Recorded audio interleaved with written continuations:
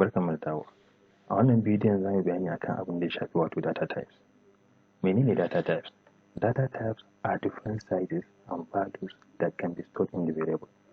Me suke nufi a nan?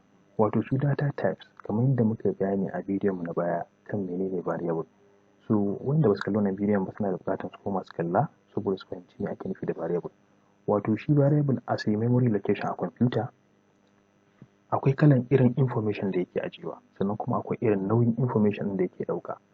Ita data type ita ke fayyace wannan kalar information ɗin, sannan kuma kowace data type tana da irin value da take ɗauka, sannan kuma tana da irin girma ko nauyi da take iya ɗauka. Abin misali shine a nan wurin kamar da za ku iya gani a wannan table ɗin, wannan su ne kaɗan daga cikin misalan data type, boolean har zuwa double. To kowane in ka lura yana da size ɗinsa. Size ɗin boolean shine 1 bit. Sannan kuma abin da boolean ke iya ɗauka shine true or false. Range ɗin values ɗin da za su iya ɗauka su ne true or false. Byte shi kuma in ka lura 8 bit ne. Range ɗin da zai iya ɗauka shine daga -128 zuwa 127. Character kuma abin da za ta iya ɗauka shine kamar misali a ce S ko kuma A ko kuma a ce gender male or female, sai a ce M ko F. Shine abin da za ta iya ɗauka, shine character. Short, int, long su kuma integer ne kamar byte, suna ɗaukan abin da ya shafi lambobi ne amma ga iya range ɗin da za su ɗauka zuwa haka. Idan kuka saka range ɗin da ya wuce girman su za su yi maku prompt su cewa ga iya girman da suke ɗauka. Wannan shine range ɗin da suke ɗauka. Daga byte, short, int, long wa'innan suna ɗaukan integer ne wato lambobi. Float da double kamar da za ku gani wa'innan guda biyu na ƙarshe su ma haka suke. Integer ne, suna ɗaukar lambobi ne amma sai dai su abin da suke ɗauka duk abin da ya shafi decimal point, wato abin da yake da point wani abu shine float da double suke ɗauka. Kamar nan za ku ga 0.0, 0.0 ko 0.1 ko 1 point something ko wata number dai point something. To idan kuna son ku yi amfani da abin da ya shafi point decimal places a program ɗinku za ku yi amfani da ko float ko double. To wannan shine kaɗan daga cikin bayanan abin da data types suke ɗauka. Su data types categories kashe-kashen da Java da yake da su a data types. Java kamar da kuka gani a nan wurin suka ce has two categories in which data type are segregated, wato yana kasa data type gida biyu. Ya kashe-kashen yake? Kamar da za ku iya gani a nan wurin data types in Java sun kasu kamar yadda muka ce gida biyu. Akwai primitive, akwai non-primitive. A primitive sun sun ƙara kasuwa gida biyu. Akwai boolean type kamar yadda muka bayani a baya, akwai kuma numeric type. Boolean type su ne suke ɗauka abin da ya shafi true or false wato boolean kenan. Numeric type su ne suke ɗaukan character value da integral value. Character value shine muka yi magana muka bada misalin kamar character cha. Integral value shine muka yi magana wato integer da floating. Integer su ke ɗaukan lambobin da ba su da point wato decimal places kenan. Floating point su ne suke ɗaukan abin da suke da kamar point wani abu kamar 1 point something, 0 point something su ne floating point. Wannan shine kashin abin da ya shafi primitive. Abin da ya shafi non-primitive su ne gasu nan kamar za ku iya gani string, array, classes, object da sauransu. Wannan su ne abin da ya shafi non-primitive da primitive.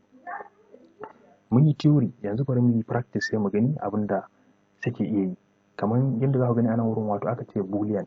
In kuna son ku yi amfani da boolean data type, za ku sa data type ɗin sunanta, sai ku sa variable name ɗin da kuke son ku yi amfani da shi. Sai ku ce equal to, kada ku manta yana ɗaukan true or false ne. Sai ku ce ko true ko ku ce false.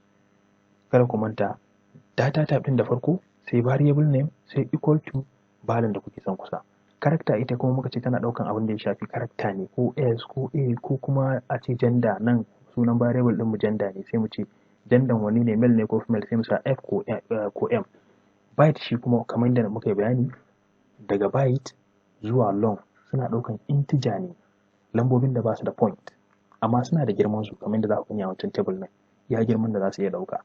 Su kuma float da double suna ɗaukan abin da ya shafi decimal places ne. Bambancin float da double kamar yadda za ku iya gani, in kuna son ku yi amfani da float a computer da za ta yi ta gane wannan float ne sai kun sa F a ƙarshe. Idan ba ku sa F ba kawai za ta ɗauka double ne. Shi kuma double ba ku buƙatar ku sa wani abu, kawai kuna son ku sa number ne kawai. Wannan shine bambancin float da double. Float dole in kuka sa shi kun sa F a ƙarshe, double kuma ba za ku sa ba. So wannan shine yadda za ku yi declaring data type, variable value equal to the value da kuke son ku saka a cikin wannan variable ɗin. So wannan shine kaɗan daga cikin da ake amfani da data type. So su kuma non-primitive kamar misalin string, mun yi program a baya an kuka lura muka aje wani abu. Kamar yanzu shi string in muna son mu aje suna, za mu ce string, za mu ce variable name, sai mu sa wannan double quote ɗin, sai mu sa abin da muke son mu aje. Bambancin shi wannan string ɗin da character, shi character yana aje abu ɗaya ne, shi kuma string zai ma iya aje sentences. So ya shafi me kuke buƙatar ku aje. To in kuna son ku aje abin da ya shafi da yawa, sai ku sa string. In kuma kuna son ku aje guda ɗaya ne, sai ku amfani da character. Wannan shine bambancin. Su kuma arrays a Java, arrays kamar yanzu a ce muna son mu aje list of mutane, ko list of student, ko list of items. Kamar misali a ce food items, ko wani item dai, ko list of product. In muna son mu aje list, ba mu son mu dinga sa ɗai, to sai mu aje, sai mu amfani da arrays kenan. Za mu aje list na abubuwa da yawa, abin da ya shafi da yawa kenan. Shine sai mu ce int, sai mu sa square. In kuka sa wannan square bracket ɗin, shine ke nuna wannan data type ɗin da wannan variable ɗin abin da zai aje array ne, wato list of abubuwa kenan. Wannan shi ke bambanta array da sauran. Za ku ga an sa square bracket. So za mu aje list kenan. Classes kuma mun yi bayani inda muka kirkiri program, muka yi running, muka yi compiler, muka yi running a baya. In kuna son ku kirkiri class, sai mu ce me public class, sunan class ɗin. Sai mu sa curly brace open, sai mu sa curly brace close. To wannan class ɗin wani class ne muka ɗauko, muke son mu amfani da object ɗin class ɗin. Sai mu ce class, sunan class ɗin, sai mu rubuta sunan object ɗin da muke son mu sa. Sai mu ce equal to, za mu yi bayani dalla akan class, domin za mu yi bidiyo na kanshi. Sai mu ce new, wannan keyword ne a Java. So sai mu ce new equal to wannan class name, amma sai mu sa square bracket yanzu. So wannan shine ake kirkiran wani class ɗin a cikin wani class ɗin. Shine. So bayani dangane mu dan ƙara faɗaɗawa akan array. Ya za ku aje array? Shine kamar wannan. Za ku ce data type ɗin, sai ku ce square bracket, sai ku faɗa variable name ɗin. Shi array za ma ku iya yin haka. Bayan wannan da kuka yi, za ku iya yin wannan. Kamar misali, sai ku sa square bracket ɗin a ƙarshen variable name ɗin. So za ku iya sawa a nan a integer, wato a data type ɗin, ko ku sa a ƙarshen variable name ɗin. Za ku iya ƙirƙiran wannan hanyoyi guda biyu kenan. Sannan kuma in za ku sa, ya za ku allocating memory ma array, wato ku zuba wani abu a cikinsa. Idan kuna son ku zuba wani abu a cikin array, za ku faɗi iya abin da kuke son ku zuba. Kamar yanzu mun ce wannan array ɗin da muka ƙirƙira, sai mu kira sunan shi a nan, sai mu ce equal to new data type ɗin, sai mu faɗi iya lambar abin da muke son mu aje. Sai muka ce muna son mu aje abu guda 5, sai mu sa guda 5 a nan ciki. To wannan shi ke tabbatar da muna son mu aje abu guda 5 kenan. So shi array, banda haka, banda wannan kirkira da muka yi nan, za ku iya kirkiran shi a lokaci ɗaya ma. Ku ce misali int array equal to new int 5, a lokaci ɗaya kenan wannan. Ba mu buƙatar wai mu ce int array, sai mu sa square bracket, sai mu tsaya, sai kuma mu zo mu ce array equal to new int 5. To wannan ma kawai ya isa mun, shi kenan. Duk wannan da muke a nan sama, muke a nan, wannan guda ɗayan ya shafe su gaba ɗaya. Za mu iya yin haka nan. Sannan kuma inda muke misali ma a baya, za mu iya sa square bracket ɗin a nan, kuma za mu iya sa shi a nan wurin variable ɗin kenan. So wannan hanyoyi kenan na ƙirƙiran array da kuma na sa musu information ɗin da muke buƙata mu sa a ciki. Wannan hanyoyi guda biyu kenan na sawa. So tunda mun sa, yanzu ya za a mu saka wani abu a ciki. Shi array akwai abin da ake kira index, yana amfani da index ne. Index ɗin shine yana farawa daga 0 ne, ba daga ɗaya yake farawa ba. Yana farawa daga 0 ne, abin da ya sama. To shi yasa za ku ga a nan wurin da muke son mu saka wani abu a ciki, sai mu ce yaya za a yi mu saka. Sai mu kira sunan array ɗin, sai mu sa square bracket, sai mu ce 0, ba za mu ce 1 ba, saboda yana farawa daga 0 ne.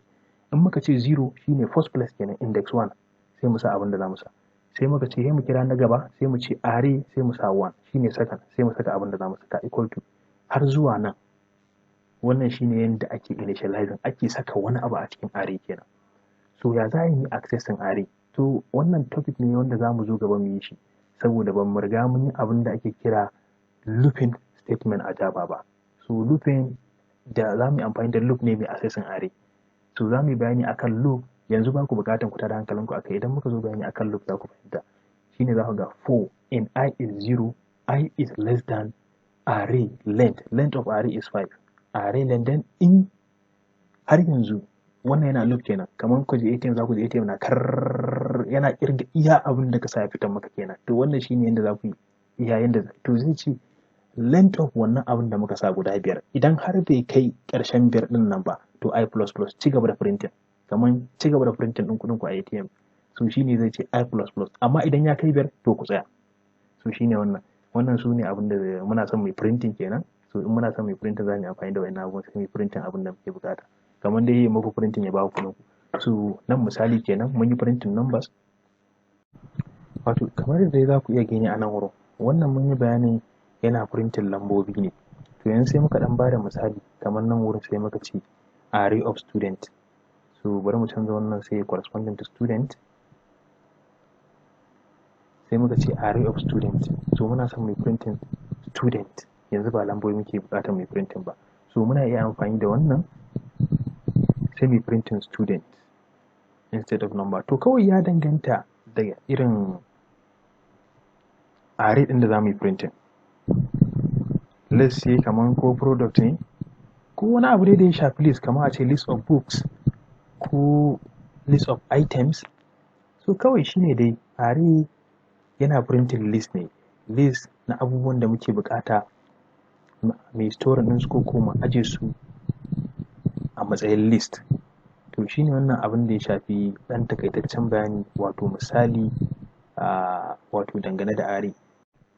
Yawa, to anan ne muka kawo ƙarshen bayani dangane da abin da ya shafi wato data types. So yanzu a lesson ɗinmu na gaba za mu yi magana akan abin da ya shafi wato basic syntax na Java kenan. So da Allah ku yi mana subscribe, ku yi mana like, sannan ku yi mana share.